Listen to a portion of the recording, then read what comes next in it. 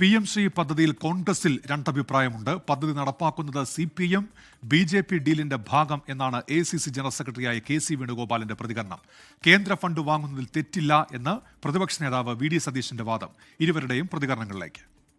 BJP CPM ഡീലിന്റെ ഓരോ ഘടകങ്ങൾ വന്നുകൊണ്ടിരിക്കുകയാണ്.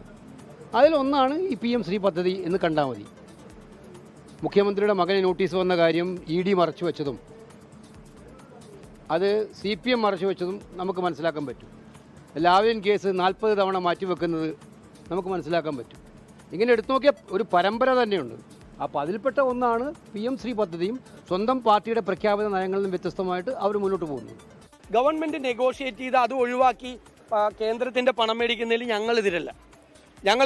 കേന്ദ്രത്തിൻ്റെ പണം എന്ന് പറഞ്ഞാൽ മോഡിയുടെ വീട്ടിലെ പണമല്ലല്ലോ, ഇത് നമ്മുടെ നികുതി പണമാണ്. പക്ഷേ പണം തരുന്നതോടൊപ്പം അനാവശ്യമായ BJPയുടെ വർഗീയ രാഷ്ട്രീയം അടിച്ചേൽപ്പിക്കുന്ന നിബന്ധനകൾ സർക്കാർ സ്വീകരിക്കാൻ പാടില്ല. അതാണ് ഞങ്ങൾക്ക് കൃത്യമായിട്ടുള്ള പോളിസി ഉള്ളത്.